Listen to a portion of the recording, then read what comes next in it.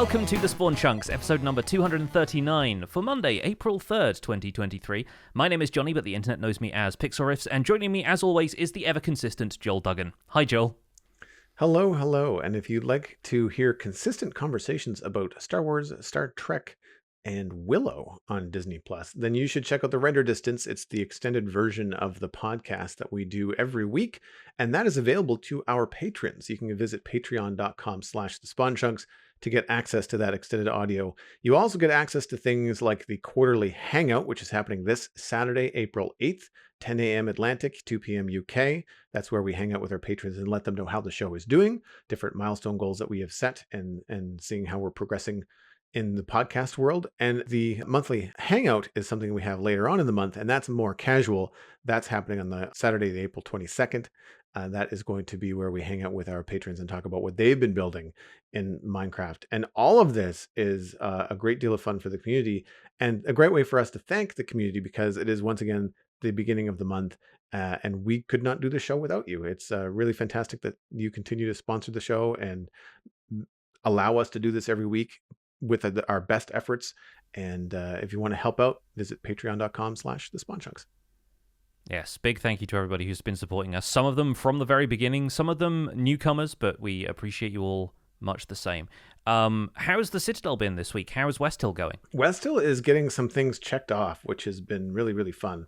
I started off doing the ramparts, and this was, I think, something I was in the middle of doing last week, and I needed to revamp some towers, fill in some gaps, add some stuff along the walls, take care of some lighting so I didn't have mobs spawning on top of the walls. And so I did that, and the north ramparts are finished, and I think that kind of filled out the entire north and west part of the build. And then I had to switch gears and focus on the south, and that is where things got a little bit trickier, because the south wall actually has the stone church courtyard, and I wanted that to be a little bit dimmer. I wanted that to have soulfire lanterns along it. So I needed more lanterns, more spots for lanterns.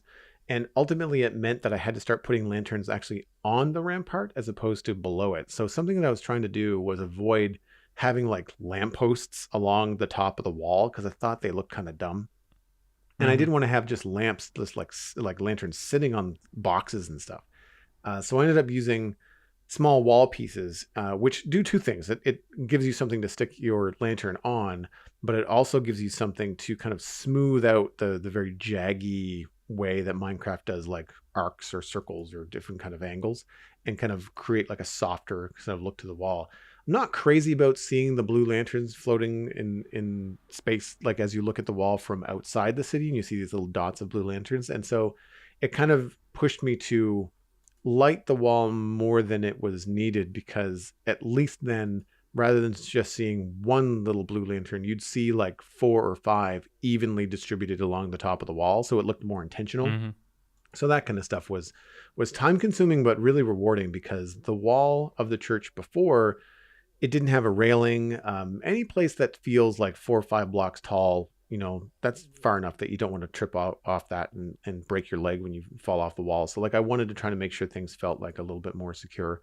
And it also helps with color, because the wall's very gray. It's stone and andesite, and with, highlight blocks here and there. So being able to use dark oak and spruce and adding in some blue lanterns, all that kind of stuff really kind of helped keep the gray kind of out of from being like overbearing and kind of boring, and giving you kind of distinct borders between like, oh, this is the top and this is the base and this is the inside, this is the outside, that kind of thing. Soul lanterns are so underrated for creating atmosphere, both in vanilla graphics when you've got like the blue light still feeling kind of cold, and when you've got shaders, as you have in some of these screenshots, and there's a bit of that nighttime fog about things, it really does feel like gloomy whilst probably still being fairly effective at blocking mob spawns now.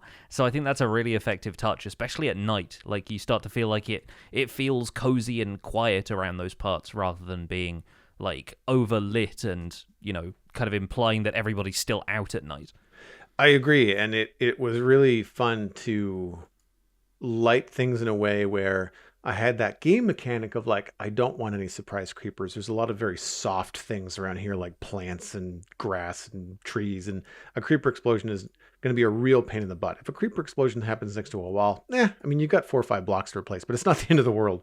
But Hmm. this would be very tricky. And so I wanted to make sure that it was lit, both visually, as you said, but then also make sure I didn't have any spawns. And I did have to, in a couple of places, hide sea pickles under some moss carpet just to push some zeros out that I had. And I'm using the mini HUD mod, which is fantastic for very quickly sorting out where you've got spots where things don't spawn. And I've said it a number of times last week. I love the fact that our lighting is now 0 is where things spawn and 1 and above is fine, because it means that you can have that gloomy nighttime look that you want. And inside the church is all blue candles and blue lanterns as well. So the only 2 places in the city where I'm using soulfire lanterns are in the west in the taiga. They just seem to look better in the taiga.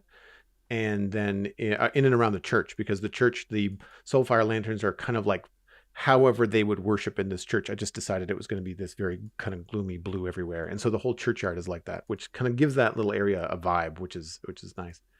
And it's been nice to check things off too, because like I think that only took maybe 1 or 2 streams. The north wall, was longer. So as I've been progressing this week, I've been checking things off a lot faster. I moved into near the west gate, where I had an old tower. One of the first things I built, because of course I kind of enclosed the town in a wall, was one of the first things I did, just kind of give myself a rough idea of what space I was dealing with.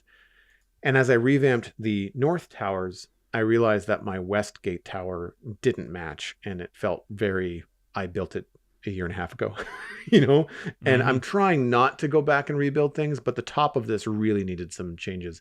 And so what I did was I took the design elements that I had made in the north wall and applied that to the top of the west gate tower, and then also took elements from the west gate and kind of tied it into the tower as well. So now it looks like it belongs to both parts of the city. So that was a lot of fun to do. And again, just one of those things where like you check it off after one stream and you're like, sweet, like what's next, um, the bulk of the week was spent doing things again along the wall. I spent a lot of time doing things along the curtain wall, and a lot of it is just straight up like, I want to say like rubble and debris, things that, we talk a lot about making sure your Minecraft build doesn't look like it's just plunked in a flat world. Hmm. And so adding like bits of the wall that might have fallen off, or um, plants and bushes that have grown up over time. Someone in chat, I think it was Sandy, suggested that I turn the north plains in front of the town into a marsh, into like a wetlands. And I really like Hmm. that idea. Be a lot of work, but I'm thinking like, the swamp level in Minecraft dungeons, like that kind of like little pockets of water everywhere, but no real big body of water. And I Sure. Yeah. think that could be cool for one, a realistic, like that would be an excellent defensive position to put a wall on the other side of a marsh, because anybody trying to attack you is going to be up to their knees in mud. So like that makes sense. And it's going to help me kind of not just have a great big old empty space in front of the town. So all of that has been just the kind of stuff I've been working on. I've got other things like landscaping around the church, adding in bushes and taking overgrowth bushes down and pushing them towards like going into the rivers and going underwater and stuff like that. And some things are just things that people are not really going to see unless they're looking for them. But I like that they're there. And if it doesn't take too long, I'm just like, well, whatever. This will take 15 minutes. I'll just drag this bush underwater. I love using waterlogged bushes and waterlogged roots and things like that. And I feel like it creates a nice break from like that constant like grass with dirt side into water that Minecraft has everywhere, you Yes. know. Yes. So I've got a lot of really cool landscaping happening outside the east gate that has like bushes and stuff trickling down into the water. And so now I have to go around the south, which is a weird. The only thing I'm not happy with about the town is just like how I added the church and how the curtain wall just wraps around the church. On its own, it looks good, but as part of the town, it's got this weird kind of like thumb that kind of sticks out. Mhm. And so I'm dealing with that. And so I've only just started. This will be a couple of streams, I think, of just landscaping and river trimming and things like that. So I've yet to add some things, but I'm going to be working on the south approach. But I'm fast coming up on, the keep is the last big thing. And then after that, it's all like surrounding countryside. I think I might have one more bridge to finish before I can really walk away and be like, yeah, I'm happy with where things are. So it's been a lot of work, and I want to just thank anybody that's been coming out. I've had a number of people that have come into my stream from listening to the Spawn Chunks to say, hey, I finally wanted to come and check out West Hill. And I really appreciate that, because I streamed almost every day in March. I think the only days I didn't were days that you and I were recording the Spawn Chunks. Sure. And so I really was able to see a lot of people, because of streaming every day. You find someone's off day. People can't always make a Friday or a Saturday stream, but if I was streaming all the time, I found a lot of new faces, and so many people were saying, hey, I came here from the Spawn Chunks. Well, I wanted to say thank you and hello. I think I was able to say hi to people on stream, but sometimes you miss it if there's a lot of people in chat. And so it was a lot of fun. I really enjoyed the push. I don't know if I'm going to hit every day in April, but I'm going to continue on with the momentum and try to finish up the project.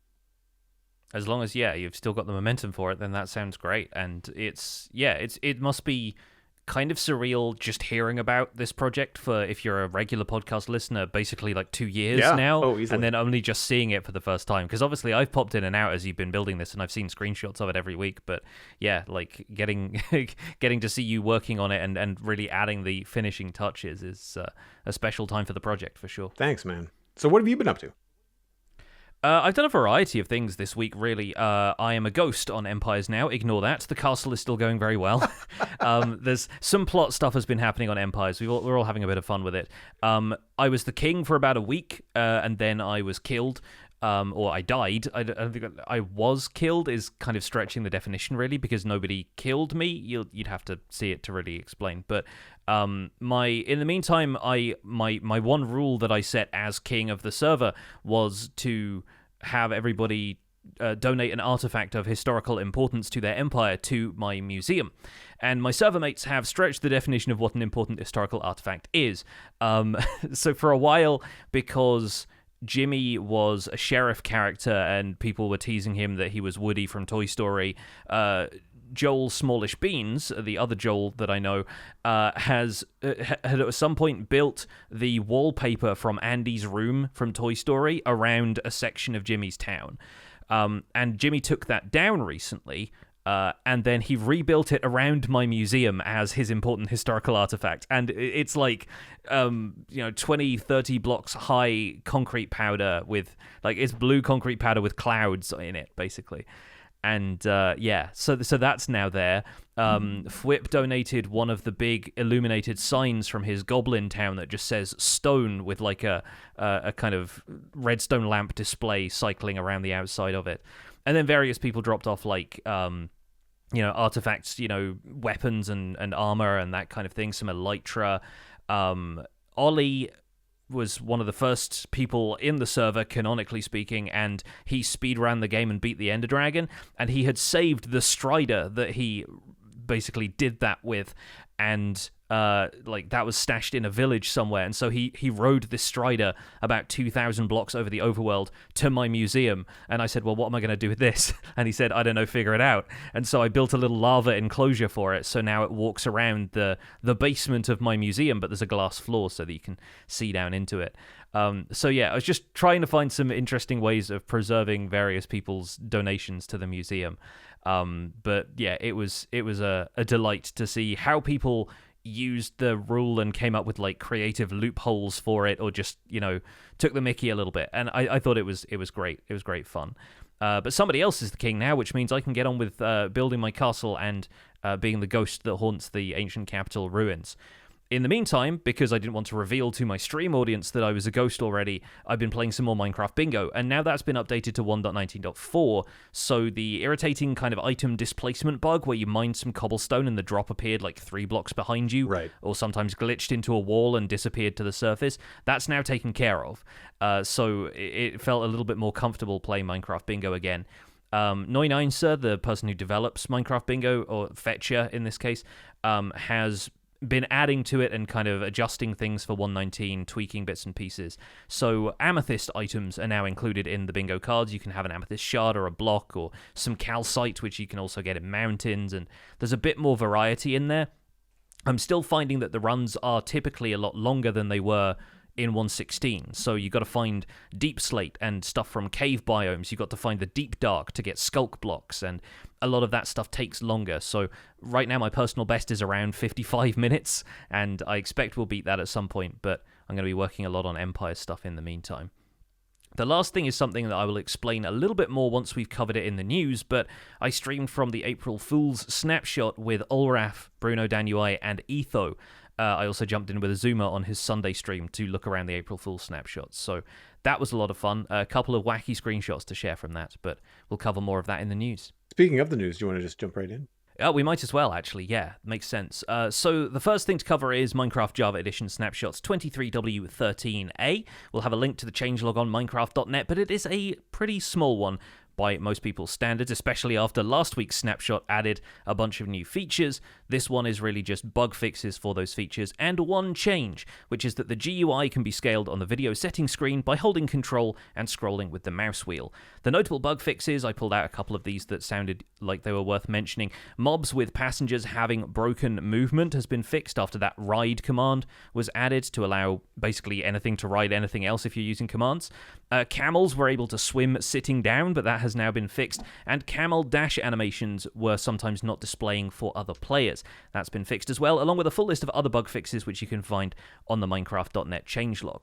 So the bigger news this week was introducing the vote update. This was, of course, Minecraft's annual April Fool's snapshot/version. From the moment you start a game, this is what the article says, you will find yourself in a world of endless voting, where the results fundamentally change the laws of Minecraft. As you might have noticed in the accompanying video, we have created a fine selection of votable features that include everything and anything. The YouTube trailer kind of scratches the surface of what's possible, so it's worth taking a look. It's obviously done with a very kind of jokey tone to it, and that's now playable in the Java Edition launcher as Snapshot 23W13A or B, which I thought was a really funny way of signposting that it was a vote update. But yeah, I'll talk a little bit more about that after we're done with the rest of the news. Minecraft Legends shorts are on YouTube, and a limited series about short videos illustrating the life of Overworld in Minecraft Legends, specifically some moments that you'll be able to play through as a hero. Don't worry about spoilers though, these shorts don't reveal any major plot points from the game. The first is Minecraft Legends Uncovering an Epic Story, found in the Shorts tab at youtube.com/Minecraft, and shows a player hero character rallying some overworld mobs against an invading force of piglins.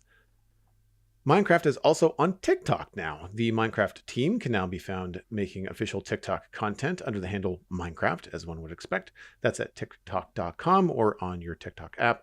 The community can expect a different experience on TikTok compared to the shorts that the team is proposing on YouTube and Twitter. The content will be tailor-made for the TikTok audience. I don't know if you've looked at the Minecraft TikTok, but it makes me feel old. a lot of this stuff is the kind of humor that makes me laugh, but in a way where I'm laughing at it going, that's stupid. Yeah. And it's probably just me showing my age at this point, but it does feel like it's aimed at a slightly younger bracket than the one that we fall into. I've followed it because I need to start expanding my social media presence in terms of promoting stuff on Twitch, because Twitch does not really do enough, I think, to aid in discovery. And the only things I'm putting on YouTube are VODs at the moment. So they don't have a lot of traction because they're 3 hours long. And so I'm missing that short video, punchy content directing people to either the podcast here or to the stream. And so I've been trying to do a little bit of research as to like what's Minecraft content like on TikTok. I followed a couple of hermits to see what they're sharing, that kind of thing. I haven't seen much because I've been on TikTok for a couple of years now.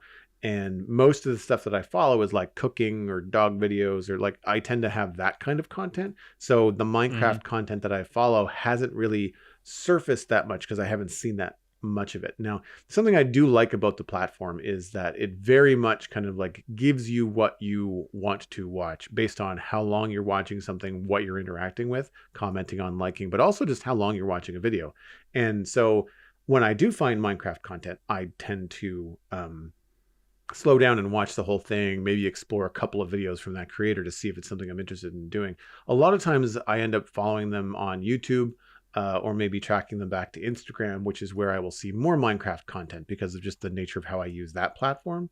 So I haven't really dove into too much in terms of the Minecraft TikTok, but as you said, and as I expected, the first thing that I thought of was like, oh, good, Minecraft content for people with the attention span of a flea is basically what it boils down to. Because so much content on TikTok that I tend to scroll by in the same way that you do, where you're like, oh gosh, that was silly, but like dumb, and that's the kind of thing we're like, oh god, please don't show me more of that. I would prefer, you know. Slightly longer. I don't want 10-minute videos when I'm on TikTok. Like I tend to have 15 minutes to burn while I'm waiting for, a kettle to boil or, something.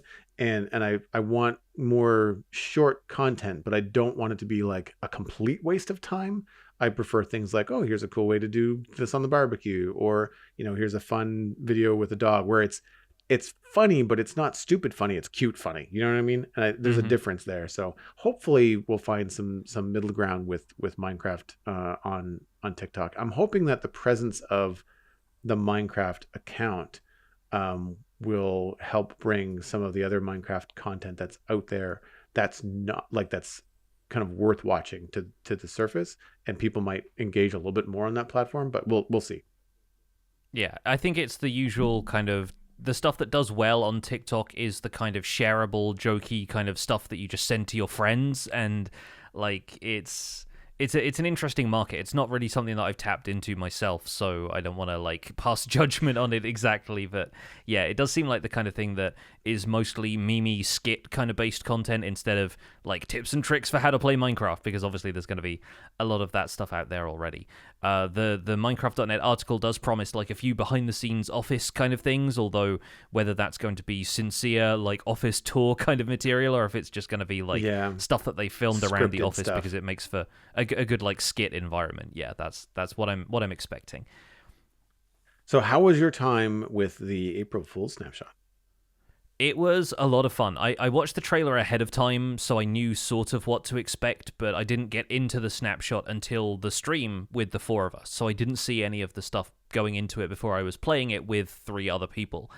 And there's a lot of chaos that it builds. That's the thing about this one, because it starts as normal Minecraft, and it's even got all of the features that were up to and including Snapshot 23W13A, so cherry groves are in there, pottery, decorated pots are in there, sniffer eggs and stuff are in there. And the main mechanism driving this snapshot is voting. You hit V as soon as you log in, as soon as you load up a world, and it gives you a choice between a few different options to vote from. And if you want to see all of the different options, you can go to the Minecraft wiki, and they actually have an article under their sort of April Fool's subcategory. You can go to the article that's got a list of all of the potential changes.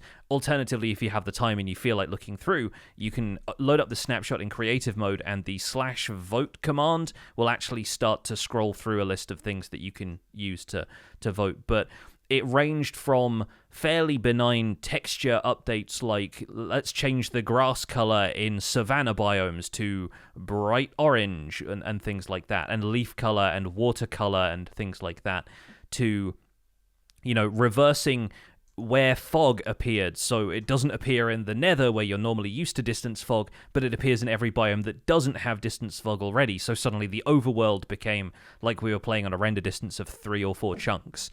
And you could change the fog color as well, so that got exciting for a little while. I came up from a cave at one point, and I was just surrounded in a green mist, and I thought this is definitely getting out of hand by that point. But amidst all of these wacky features, there's some real gems in there. They implemented a whole dimension for the moon, and you can find several different ways to get there. You basically just have to find a way of getting above a Y coordinate of 700 in the overworld, and then it just automatically teleports you to the moon.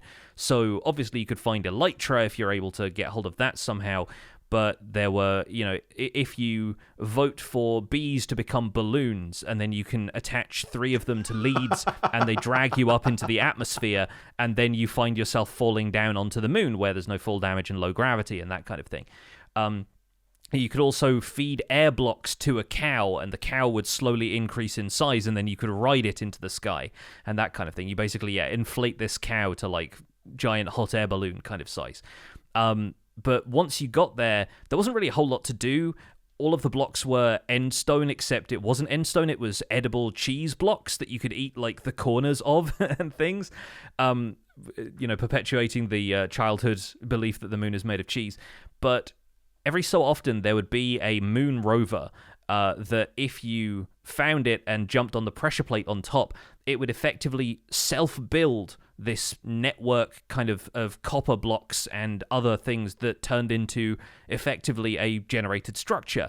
And it was like a moon base that built itself visually using, I think, display entities and stuff like that to kind of grow like a tree. And once it populated with stuff, there were loot chests in there, and there were a bunch of different blocks, which were called copper spleeves, which are effectively like a grid of copper. Imagine like a mob spawner kind of shape with transparency and everything.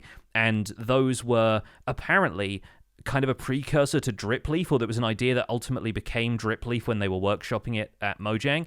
And they were effectively blocks that were destroyed when you walked on them. So kind of like a way of doing spleef, the kind of traditional Minecraft game mode, without players destroying the blocks. Like, you effectively lose the platform every time you walk on it. So those were really neat looking. They had some very satisfying sounds, and the functionality was kind of cool. But yeah, like a bunch of neat stuff with that.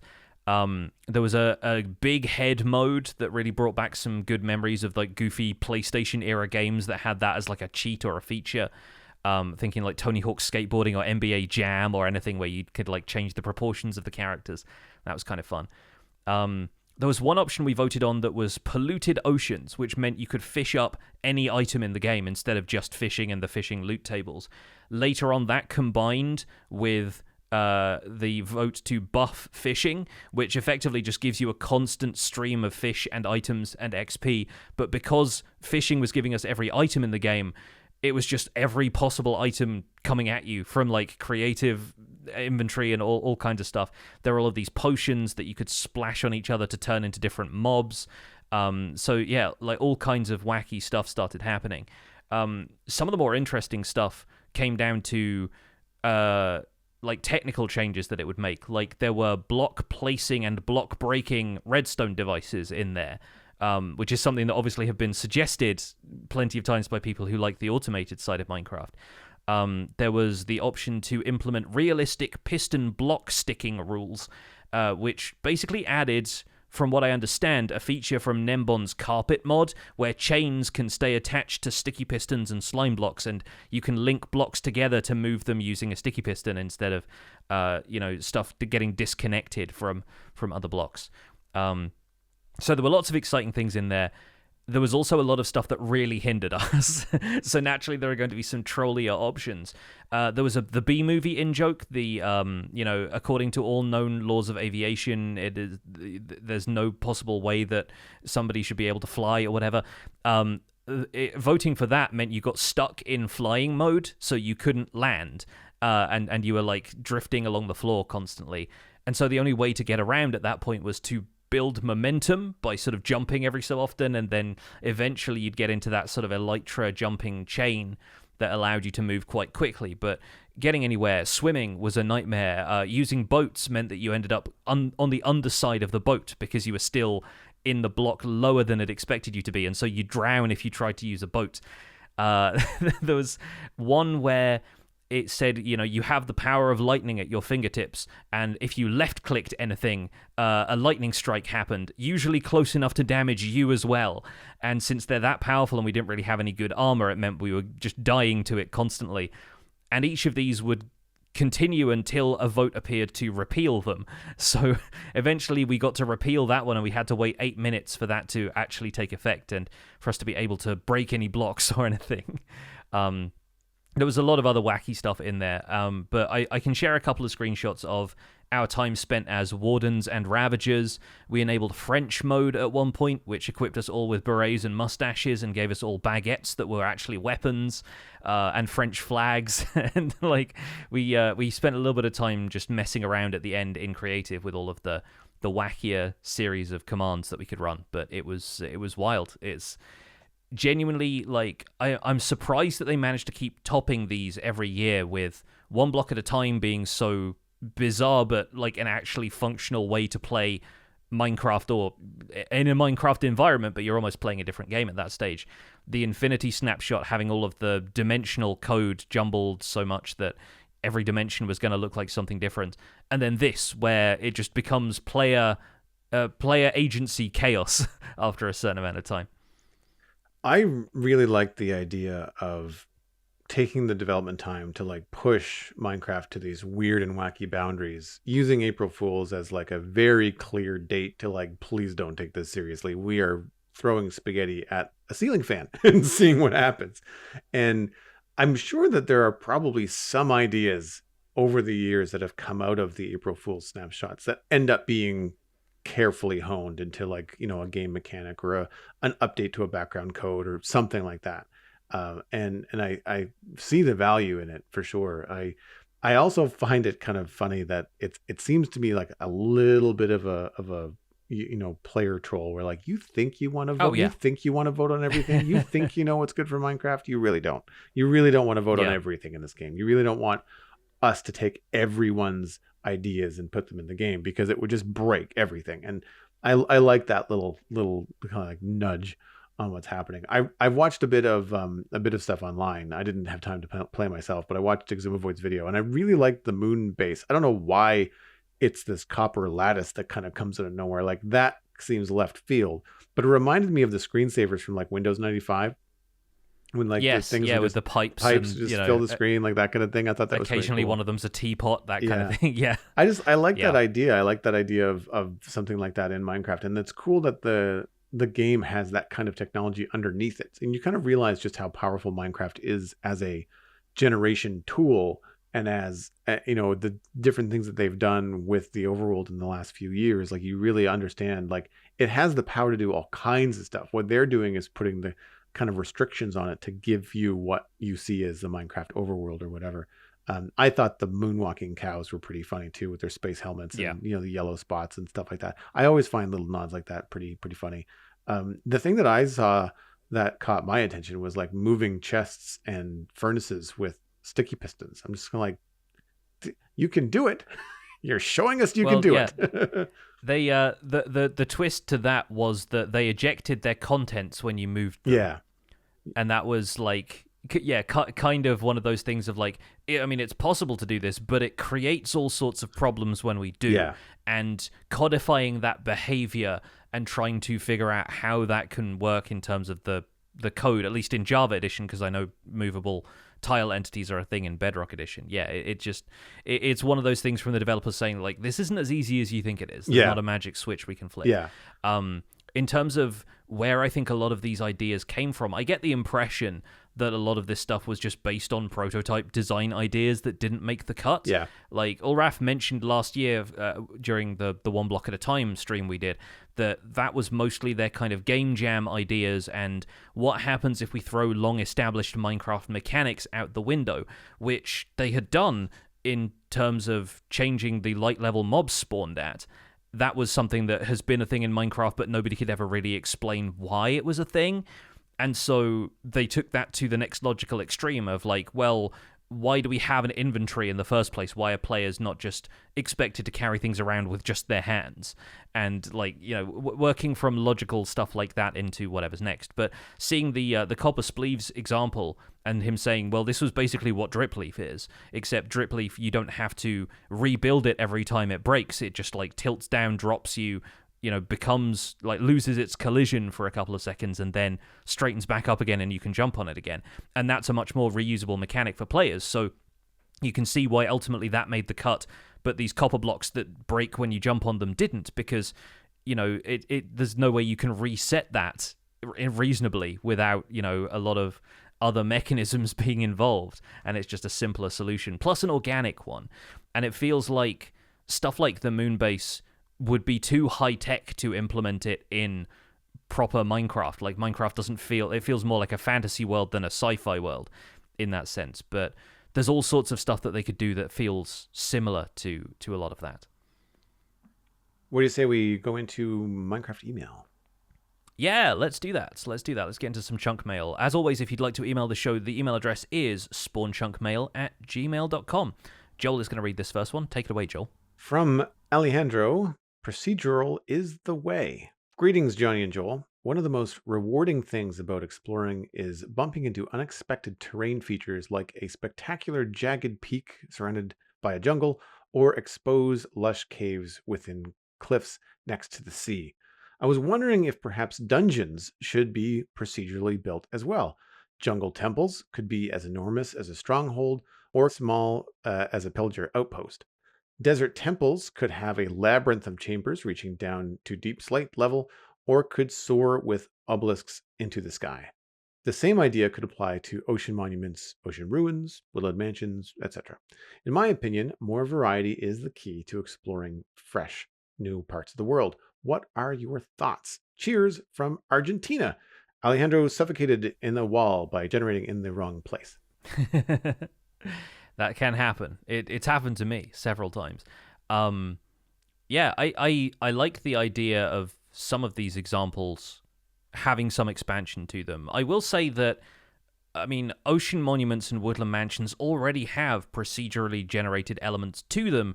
They're just contained within certain boundaries, right? Like the idea of it reaching down through deep slate or being like enormously tall is one thing, but if you go to an ocean monument, it's often a different design to any other monuments you've seen, or at least the layout, the series of rooms that you can get in there is in a different configuration. And that allows things to stay fresh. I've raided ocean monuments when I can swim straight up to the top immediately from getting in the entrance. Like, it just goes up and up and up. And that's not the case in any other monument that I raid after that, you know? So there's definitely some variation to that already.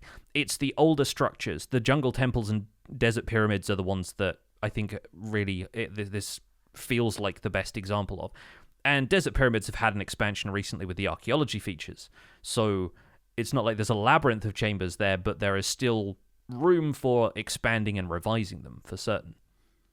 And I think, jungle temples could get some suspicious gravel and have at least a little bit of a tweak to them to bring them up with archaeology and have them be a little bit more interesting than what they currently are. But I agree. I think that this is a neat idea, but it only applies to a couple of structures, like the jungle temple, like the desert temple. I don't think a woodland mansion would necessarily be. I don't want them to be any bigger. They're kind of big and ugly anyway. They are pretty large, yeah. Yeah. But I like how bastions go together. I like all the variety that's there. I like how, and then we saw this in how trail ruins are kind of produced in the world now. And I think that applying that kind of a thing to something like a desert temple would make a lot of sense. And it doesn't have to go down to bedrock or down to deep slate, but it could easily go through a couple layers of sand. And I think if you had, a desert temple that had like a trail ruin-esque type thing underneath it, that you would then have to be taking, 20, 30, 40 minutes of your day to like carefully go through, find the suspicious sand, find the loot, maybe get some cool inspiration from whatever structure might be down there. I think that could be fun, and I think to the jungle temple, like, what if there is more than one trap? What if you've got 4 or 5 or 7 different kinds of traps that all look exactly the same, and it's just random as to what 3 traps are going to be in the basement of this jungle temple? That would be more interesting. It doesn't necessarily have to be super hard, but it would at least keep players on their toes and try to figure out what's going on. And I think that could be a lot of fun. With the ocean monuments, I agree. I think that those are kind of, I don't want to say iconic, but they definitely have a purpose. And because they are large enough that the insides can be different, that it provides that kind of variety. One thing that I was thinking of, though, was like, well, you could change the size of them. Like, what if you don't want to make a massive guardian farm? What if you just want to do something small, but you don't want to have guardians spawning all over your area? If there were different kinds of ocean monuments in terms of like small, medium, and large being the current size that we have, that could be really interesting. Like, what if you found an ocean monument where the spawning radius for the guardians was only like a 9x9 or a single chunk? Like, that could be really interesting, because I don't necessarily need, as a single player, a massive guardian farm. Like, maybe I just want a little bit. That could be a fun way to kind of experience those and keep them fresh. With ocean ruins and stuff like that, I could see there being more things under the ground. I wouldn't mind digging up an ocean ruin, provide some challenges. Like it's not something you're going to be able to do effectively right away early game. Like you maybe want to have some potions of water breathing. You want to have, some different things on your armor, and you have to be able to deal with drowned if you're going to be down there for a long time. So there's things like that that kind of expand the level of exploration you can do at different stages of progression in Minecraft as well. So I think it's a good idea. I just don't think a blanket application is necessarily the way to go. And I also think that there needs to be like a limit. I can appreciate something like an obelisk going up into the sky. I don't know if a desert really makes sense to me. I Hmm. kind of thought like maybe like a mountain tower or something that's already pretty vertical, and that could be kind of fun to find like a ruined tower or a challenging tower to scale, in a mountain environment, something like that. We sort of already have that in the end with end cities. They're kind of, I don't know if they're necessarily procedural, but there's definitely a couple of different models that you see of end cities, and they're very vertical, and that's kind of like where they've gone with that. They're just not straight vertical like an obelisk. They're just more like a tree, I guess. Yeah. Um, Yeah, I think that there are limits to how an end city can generate. They don't do it like forever, but I think there are elements of it which are, there are connecting parts to it. So if something generates with an archway for an arm of the city to go out to the next building, then it can choose to generate one there or not. So there's definitely like elements of that which are done procedurally by the world seed and everything. And I think, if anything, having the same thing apply to desert temples or jungle temples could even decrease the value that we find in end cities, because by that time you've seen it before. It's not going to be the same design exactly, but it's going to be much less impressive finding an end city, because it when you find them, they don't really look like anything else in the game up until that point. So yeah, finding an end city feels like a unique structure, and that element of discovery is lost once you've played Minecraft for a few times, but it would be lost on the first time through if you ended up, finding similar structures in the overworld already. I think more variety is the key to keeping some stuff fresh for seasoned players as well. But I don't know if it's necessarily more variety in the existing structures we have. I think adding new structures is just as easy of a way to make exploration rewarding whilst also honoring legacy features and respecting, the fact that the game had to come from these earlier elements like jungle and desert temples.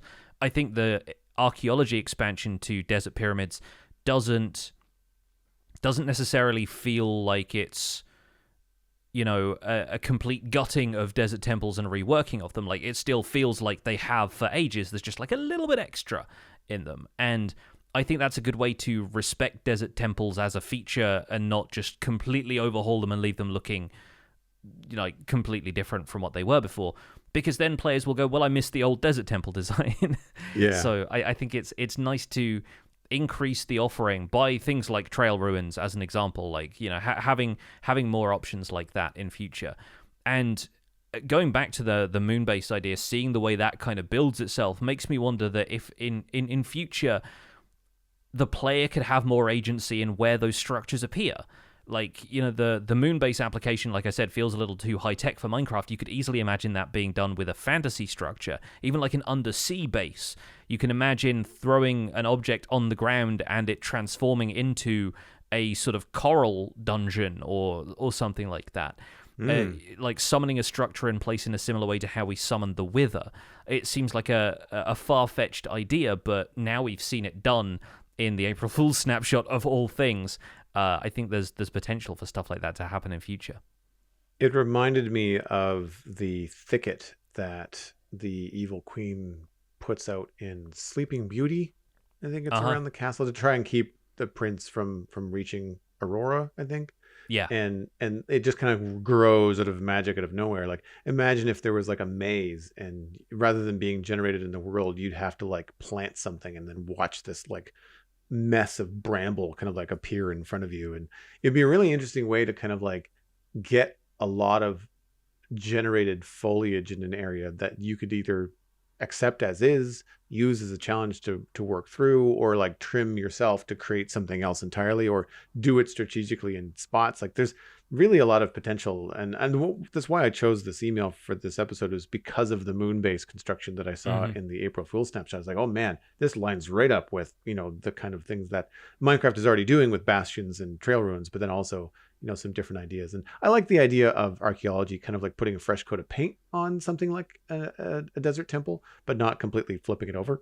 And I think that, you know, the same could be done for jungle temples, you know, like leave them as a legacy thing, but maybe like just add a little bit more to kind of keep people going back to them. Because there's a nice thing about that, where if you have been playing the game for a while and you've not been to a desert temple for a long time, because you don't need to bother with them, you've been there 100 times already, by adding something new with archaeology, you get to go there and you're like, oh yeah, these are really cool. You know, like it kind of has that little bit of a nostalgia vibe to it. For me, that's going to be armor trims still, though. Like I was, oh yes, I was still genuinely really excited when I jumped into Azuma's Snapshot world. I found a shipwreck, immediately got 2 coast armor trims, and thought, right, I'm going to bring Azuma an armor trim on his moon base. This is going to be really cool. And then it turned out that he'd voted to turn the smithing table recipe into red sand, and I couldn't make a smithing table. So, again, trolled once again by those pesky Mojang devs. Let's move on to our main discussion, which is going to come from another email, actually. This one comes in from CJRV Williams with a brief shout out to Jack O'Block M. We'll talk about that one in a second. But moving on from a discussion we had previously about the Sniffers pitcher plants. This was an email that CJ sent in.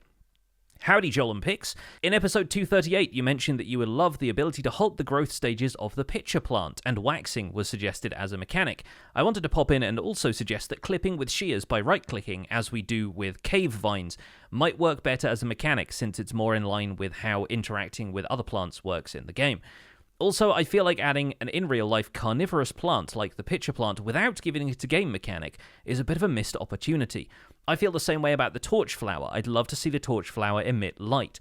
I'm not entirely sure what the game mechanic for the pitcher plant would be, but for the relative challenge they are to get hold of en masse compared to the other flowers, what are some other ways these could be elevated in how they get implemented in the game?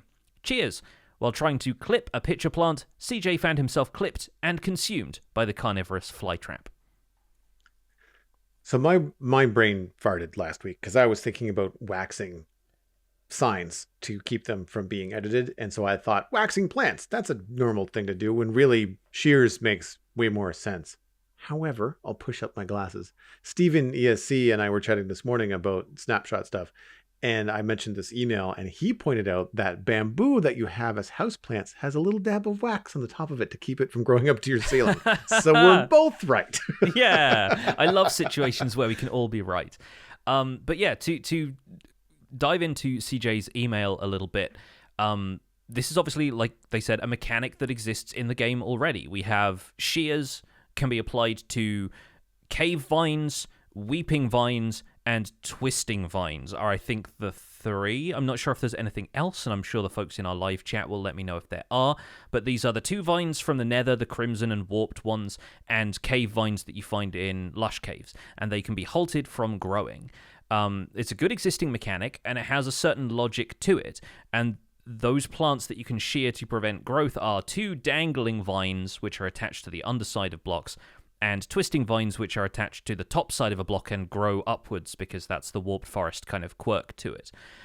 You don't find this happening with standard vines, the jungle or swamp kind, and they feel like they're an exception because they're effectively growing ladders. You know, they grow on the side of a block, not from the underside, and they can also spread in all directions. So the game is having to halt directional spread on each side rather than just say, hey, don't grow downwards anymore, which might be a bit more complex. The other types of vines can also be grown with bone meal, which standard vines cannot. So there are some exceptions to what feels like a fairly broad mechanic that could be applied to a lot of things. Kelp, that's the other one. Kelp can be sheared to stop it from growing as well if you want that in a fish tank or something. I wasn't sure about the kelp. I couldn't quite remember. I knew that at some point you could break and replace kelp to the point where the growth state would be randomly at 24, even though the thing would only be 4 blocks tall. Yes. And that would keep it from growing. But I forgot that they applied the shear mechanic to kelp in one of the later, releases. Yeah. the things that pop to my mind and why I think this is a neat idea of using shears to crop the growth of certain things is that there are some things that are always going to grow to a certain height, like bamboo, sugarcane. Sometimes, as a decorator of an area, you want to kind of keep bamboo from growing too tall. You want to keep sugarcane from growing too tall. If you're not using it to harvest, you want to use it as like a decorative thing, and you have to do something like put string on top of stuff, which is, depending on your string texture. I have a very faint string texture, so it from far enough away you really can't see it, but it's still there. And if you walk by it, the little black box shows up when you point at it. So I think it's an interesting idea to kind of apply this to other things around the board. And I do find it curious that the new restriction on vanilla vines is an option. It's like a setting that you have to say, don't spread the vines unless they're bone mealed. So they won't grow and they won't take over your entire flower shop asking for a friend. So I find it interesting that that's a setting, but then the new vines, which do look different and function differently, are the ones that you use, the shears on. But yet we have glow lichen that just doesn't grow at all unless you bone meal it. So essentially the setting that they've added to vanilla vines is just turning it into the same functionality as glow lichen, is that once you place it, it's just there and it doesn't spread unless you force it to. And it's interesting to mess with, because when we update on the Citadel, we will absolutely be turning on the ability to restrict vanilla vines from growing unless it's bone mealed. Now we're at a point where we've got enough bone meal on the server and everybody's endgame where if you want a lot of vines, you can just go grow them yourself. And previously, the big use for vines was making mossy cobble and mossy stone bricks, but you don't need to do that anymore because you can just use the moss block. So they're really just a decorative thing, and having more control over that decorative thing, I think, is going to be useful in the long run. But what I wanted to do, thinking about this idea of shearing things to kind of keep them at a certain stage, I love the idea of shearing the pitcher plant because of how attractive the various growth stages are. Now, it's unique to this particular plant because the other things that we have in the game don't always have a unique or an attractive stage at growth. Like, for example, I think like early stages of carrots and potatoes that doesn't really look like much. It's a couple of pixels, of leaves. They look kind of similar to the way wheat seeds look when they're planted. It's fairly basic, just little green pixels. Yeah, exactly. But here with the pitcher plant, I mean, after it gets going, it looks like a turnip. Like it could have like other uses. I think something you pointed out, a couple episodes ago, is that it is very attractive at various stages. And if you could keep it from growing any farther by using shears or wax or whatever the mechanic might be, I think it would be a real like game changer for adding 3 to 4 different decorative blocks with one item in your inventory, right? You don't have to have, like, if you shear it before it gets to the full pitcher plant stage, you just get the pod back, in my head. To headcanon this, but if you want it to be the turnip looking part, if you want it to be the half grown part, then you can snip it at a certain stage. And then rather than having an entire field of pitcher plants all grown up to the exact same height, you could have them at various stages, which is more interesting and more realistic and creates more visual variety. And I like that idea because I would love to have, the ability to do that with other things too, like wheat crops, beetroots, potatoes, carrots. Now, I've got a couple of custom textures on my beetroots and my carrots, so they're more attractive at the various stages than the vanilla ones are, at least to me. And I just like the idea of being able to have that level of control from a decorative standpoint. It serves no purpose for anybody that wants to harvest the thing, because then you just want it to be end stage. It's just so villagers can go pick it up, or you can go pick it up, or whatever that happens to be. But I just like that idea of, even if it's only just the plants coming in from the sniffer, like if it's this special ancient breed of plant and that's the only thing in the game that you can harvest at or freeze at different growth stages, especially if those growth stages have a model. It's not just like a pixel plane crisscrossed, like it actually has like 3 dimensions in the model of it to make it more interesting. I think it's really it's a neat idea. Yeah, like I think I agree with you in that the most desirable state of most crops is just fully grown. like even if you don't plan on harvesting them, they feel aesthetically best when they're at their final growth stage, because it feels like, oh, there's a field full of produce ready for the harvest kind of thing, instead of they're just being like loose farmland and green pixels everywhere. And the pitcher plant is really the first exception to that rule for me, because it's like, it's sub-block detail is a thing we talk about on the show all the time. I like that big bulb that it grows from. But yeah, I don't know if, like, shearing is such an interesting alternative, because I think about it being like the real life practice of shearing or pruning plants that actually encourages them to grow in certain ways rather than halting their growth entirely. And it made me flip this email on its head temporarily and say, you know, could that be reflected in Minecraft somehow? You know, maybe if you're using shears on a rose bush or a berry bush or something, it makes your next harvest of that thing more productive. Like it could even work that way. You know, you bone meal the rose bush, you get 3 back instead of 2 or something. I'm kind of curious if that has legs at all. But yeah,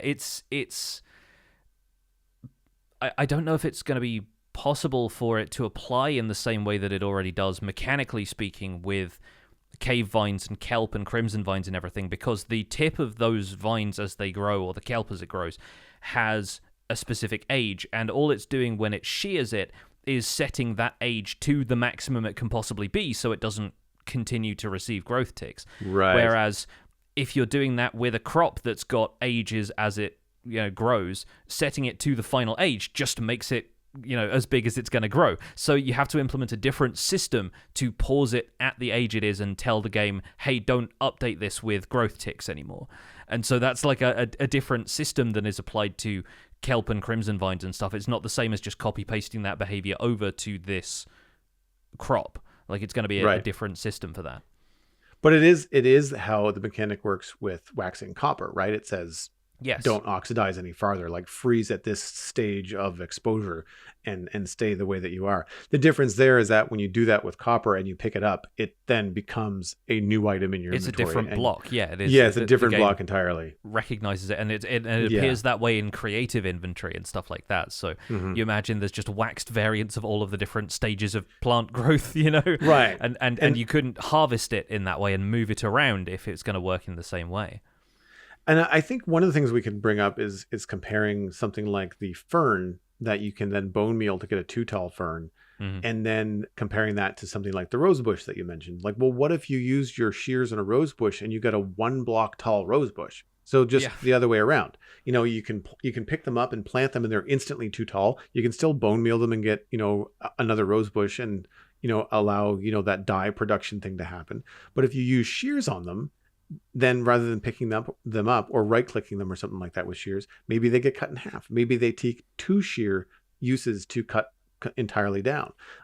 I'd be okay with that, because I think giving us, again, a 1 high block version of the 4 different 2-tall flowers for just having the 1 block in your inventory, or the 1 item in your inventory, is great. You know, like there's lots of times where I'd like to have a 2-tall rose bush. I use sweet berry bushes instead, you know, because they're similar in color.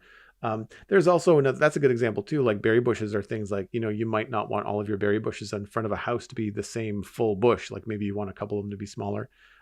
Saplings, I'd like to be able to keep saplings from going up all the time. You might want to have an oak sapling or a spruce sapling in your forest to decorate it, but if you leave it, it'll eventually turn into a tree unless you've blocked it somehow with like a block nearby. But that's the only way you can do it. If you leave it out in the open unattended, it will eventually grow into a tree, which may or may not be something that you want. So it's interesting to think about it that way. I think too that other things that I'd want to apply this to kind of start to branch out, and that's where I want to give a shout out to Jackal Blockham, who wrote in with a very similar email about waxing crops to maintain their growth stage, but went further to say, what if we could apply that to baby animals to keep them cute for people that want to have maybe like a farm, or in my case, an apartment pig, like whatever it is that you want to have. Like, it's just kind of fun to kind of the idea walking around with a waxed pig, and you're like, it's never going to grow old. Hey, I've seen weirder things. Like I like that idea of again, like kind of aligning with what they're doing with 1.20 with self-expression and storytelling. Like, if you have a farm, and you see any real farm, especially in the springtime, there's all kinds of various ages to the cattle or the horses and stuff around. Goats, same thing, sheep. And I think that would be neat to have like a farm where you've got like a half dozen baby sheep rolling around. And that's fine. You're not going to get, they're not going to grow up. You're not going to be able to harvest their wool, nothing like that. But if you want the aesthetic of having a couple of baby sheep around because it's cute and you want that cottagecore kind of vibe, then you can do it. Like it's an interesting idea. I don't know whether waxing or shearing are the right kind of game mechanic to apply to that. Like, I don't know what you do there. Like you have to kind of come up with something that would be maybe an enchantment. Maybe you feed it, an echo crystal or something, echo shard. Like maybe you have to feed it something weird. Like you find the fountain of youth somewhere. Yeah. Yeah. Like I don't know give it a Minecraft mechanic that's kind of uniquely Minecraft and has nothing to do with the real world, just to kind of keep them smaller. Maybe golden apples. They make players really healthy, but they freeze the growth of a small baby animal. I don't know. Yeah, like I think it's it's one of those things. I can see the appeal of keeping mobs in that kind of cute form, but in gameplay terms, that also comes at the sacrifice of any useful behaviors or materials they might give you as well. Because like killing baby animals, I don't think even gives you XP. So there's that to be considered. Imagine somebody has come in, like killed all of your adult cows, bred them to get lots of little cows, and then has applied whatever magical process to the rest of them. Splash potion of never age again to your herd of cows, and suddenly you've got a bunch of cows that you're waiting to grow up, and they never do. Like you can that could be a pretty trolly thing to do, and there's no way, unlike with waxed copper, there's no way to like check the debug or break the block to tell whether or not it's been waxed.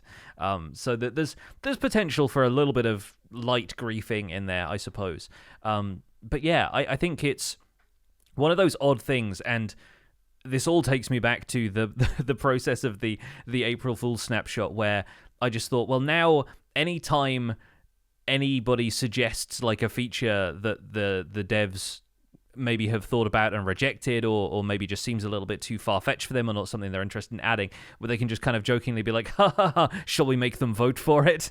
I get the sense that it's a sandbox control element to a lot of players, and so a lot of people imagine, well, if I can do absolutely anything in this world, why shouldn't I be able to keep all of these animals young, or why shouldn't I be able to keep these crops the way they want them, like permanently? But like what benefit is it providing to the broader player base is always the thing I have to consider at this stage. Like, how beneficial is it going to be for them to spend their time on something like this, like being able to freeze a pig's age forever? It's a curious conundrum. I do want to touch on the other half of CJ's email though, which was potential uses for the pitcher plant. And it occurred to me that when they're talking about carnivorous plants, we always think of carnivorous plants as being like the Mario piranha plant kind of thing, where it like eats a whole person. But the way carnivorous plants actually work is they trap insects and like slowly digest them in a sense. And so it occurred to me that the insects they could most relevantly do that with is bees in Minecraft. And bees naturally are drawn to flowers anyway, and we have that pollination mechanic in the game. And so I'm wondering if pitcher plants could potentially, I don't know, trap bees inside, and the player has to interact with them to free them to make sure that their honey production can stay functional. But I sort of don't know if there's any benefit to that beyond giving you some more maintenance to do on your bee colony. I'm not certain if there's anything in the game right now that would really make any sense to implement a carnivorous plant behavior for them. It does have to start getting maybe a bit more larger than life. Maybe they eat like in a whole baby zombie or something, and you can throw that down as a defense against baby zombies.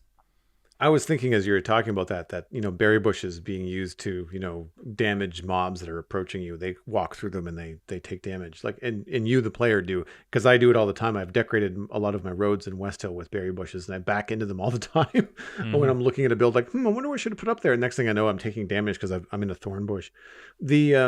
The idea of using the pitcher plant to I like the idea of entrapping bees. I wouldn't want them to kill the bees because that would be annoying. Yeah. But then I guess you to avoid that, just don't plant your pitcher plants near your bees, I guess. Yeah. But I like the idea of the pitcher plant having some sort of use, though. And we have frogs that kind of lash out with their tongue and will kill like magma cream and or magma cubes and stuff like that. I think it would be interesting if there was a carnivorous plant in Minecraft that did that, kind of like whipped out with a tongue. I mean, it's very Mario of me, but like that kind of idea of, yeah, lashing out at a zombie that came too close or something like that. Eating the wandering trader. Yeah, that would be the way hilarious. I'm thinking of it. Yeah. Yeah, that would be really funny. Like all you see is just the legs of the wandering trader wiggling back and forth upside down. Yeah, that would be really funny. I think that, as it stands, like with the model that it has now, trying to come up with a mechanic like that for the pitcher plant, like bees are the first thing that I thought of as well. But I'm trying to think about what other things could happen. But like there's no other flying insects in the game that would really matter. And I don't know, like you don't need to farm silverfish or endermites, so like that doesn't really necessarily work. So I don't know what it could be used for, other than like thinking about it like a beacon or something that might deter things like, endermen don't teleport when they're too close to the pitcher plant. And I think the only reason I went there is because the pitcher plant is kind of like blue purple and endermen are kind of blue purple. But I'm not really sure about it. I wonder if there could be some sort of other value where, assuming these imaginary bugs that a coniferous plant would be eating, would it have any benefit to like expediting crop growth in the vicinity? Like if you plant a pitcher plant in the middle of your wheat field, it's going to grow faster. I don't know. Like just kind of a brain fart right now as to what that could look like. But I like the other idea of like the pretty plain Jane of like torch flower emitting light. Like I think that's kind of gift wrapped, in the name. But coming up with something for the pitcher plant is a little bit harder. Yeah, I wonder if they can maybe kill two birds with one stone. I would vote to have pitcher plants eat fireflies so they can implement fireflies as well. But I think that's where we're going to wrap up this episode of the Spawn Chunks. Enough of this weirdness. You can find more information about the show and links to some of the stuff that we've talked about today at thespawnchunks.com. The music for the show is composed by me, and the Spawn Chunks is proud as ever to be a listener-supported podcast. If you're getting some value out of the show, why not consider putting some value back in? You can visit patreon.com/thespawnchunks to join our community, where pledging at any level will get you an invite to our patrons-only Discord chat. You can participate in the live show recording as it happens in Discord every week, and our monthly Minecraft audio hangouts and quarterly hangouts will be available to you as well. We currently have 316 patrons, which is down 13 from last week. That's that usual first of the month Patreon shuffle, and we'd like to gently remind our patrons to check their payment details just to make sure everything is hunky-dory over there. Special thanks go out to our content engineer patrons Hunter555, Jumbo Sale, and Yitz. Thank you for your support on this episode. Sharing the podcast with your friends is the easiest way to support the show. You can find us at The Spawn Chunks on Twitter and Instagram. Personal recommendations are by far the best way to share the podcast. Just poke a friend in the arm from a safe distance and say, you should listen. And you can listen on iTunes, Spotify, Google Podcasts, and even YouTube. Be sure to leave a rating and a review on your favorite platform. You can email the show at spawnchunkmail@gmail.com. Please use that email address. Remember, the short and sweet emails are the ones that we tend to use on the show. The RSS feed is linked on the spawnchunks.com, and the patron-only RSS feed is on the Patreon page. That's where you can listen to the render distance, the extended version of the podcast. My name is Jonny, but online I go by PixelRiffs. You can find most of what I do at youtube.com/PixelRiffs, where right now I am continuing to haunt Empire's SMP, and pretty soon I should be able to post a first look at Minecraft Legends. The embargo for that, I believe, is up on Thursday. So Thursday, 6th of April, hopefully I should be able to get a Minecraft Legends video out ahead of a discussion that I'm sure we will be having on next week's show. I also stream 3 days a week on Twitch, where I do behind-the-scenes work for my YouTube series, and I'm playing Elden Ring with my good friends LoyXP every so often as well. So if you're over 18 and feel like checking that out, it's a bit of a gory and violent game, so be warned. I'm the voice of the unofficial Hermitcraft recap, which you can find through a quick YouTube search. And aside from that, I'm at PixelRiffs on both Twitter and Instagram. Joel, where can people find you online? Everything I'm up to online can be linked at joelduggan.com. You can find my other podcast about sci-fi and fantasy entertainment at thecitadelcafe.com. Latest episode, Brock and I talked about the first 3 episodes of The Mandalorian Season 3, and coming up this week, Stephen ESC is back, and we'll be extending our conversation about Mandalorian Season 3 and a few other things that he has been watching. You can follow me at Joel Duggan on social media and Joel Duggan on Twitch, where I stream almost every day, but lately we've been focusing on the Westhill build in Minecraft, and LEGO Fridays are making a return this month. Thanks for visiting the Spawn Chunks. The world outside is infinite because we voted to keep it that way.